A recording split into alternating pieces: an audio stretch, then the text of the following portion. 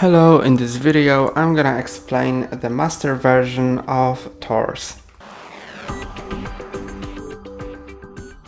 The master version gives more experienced Torres players new challenges, and all the rules of the original game stay the same and the following rules are added.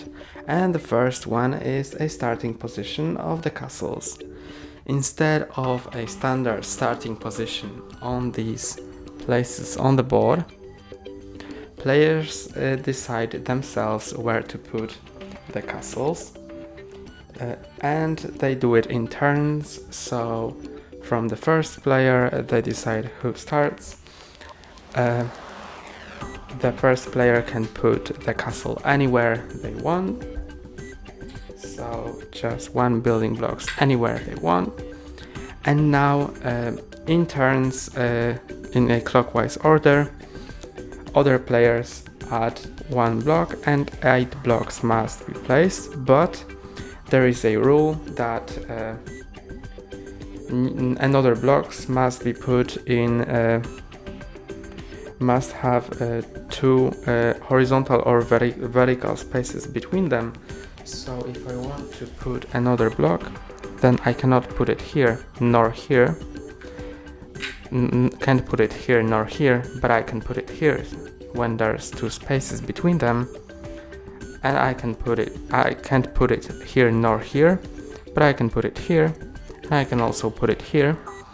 Or it has to be 1 space diagonally, so I can put it here, but I can't put it here. They can't touch diagonally. I can put it here or here. So this space is excluded from my options, and let's put it here. Then let's put another block here, and now we can put another block here, another block here, another here, and let's put another block here, and the last one will go here. So that is the rule for starting position of the castles.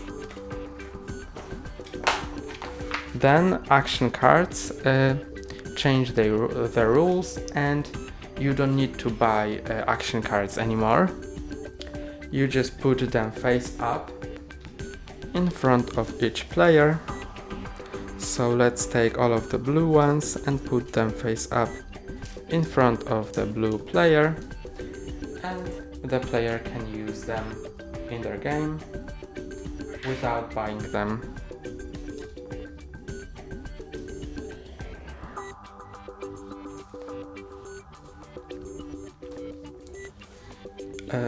And the same applies to the green and purple player.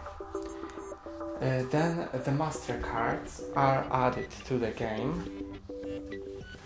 Here are the master cards, and they work this way, that you need to shuffle them first. There's 8 master cards.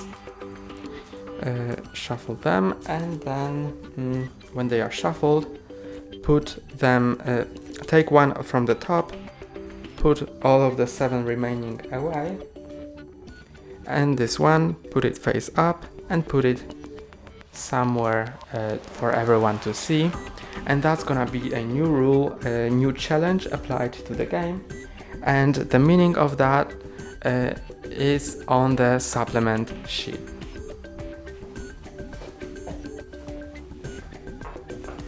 So here is the supplement sheet, and the master cards are described.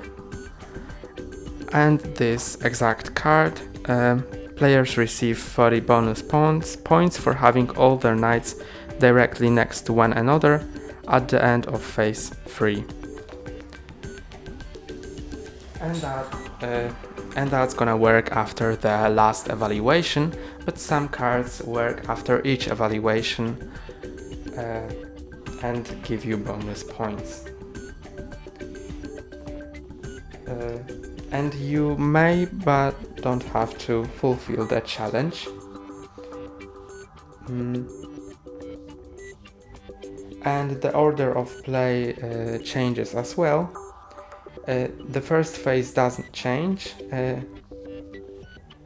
because all of the knights are on the starting position, so the order of play stays the same as it was in the original game version, when the youngest player starts, and then it goes in clockwise direction. But after the first evaluation, when the knights on the scoring track are in different positions, let's say the green one is on 32, the purple is on 60, and the blue is on 85, then the blue one starts because it has the most points, and then it goes in clockwise direction. And it applies after each evaluation, so after the second evaluation it's gonna change. For example, if the purple one has more points than the blue one, then it's gonna change, and and after the last evaluation, of course, it doesn't change because that's the end of the game. And that's all for today. Don't forget to like and subscribe. See you next time.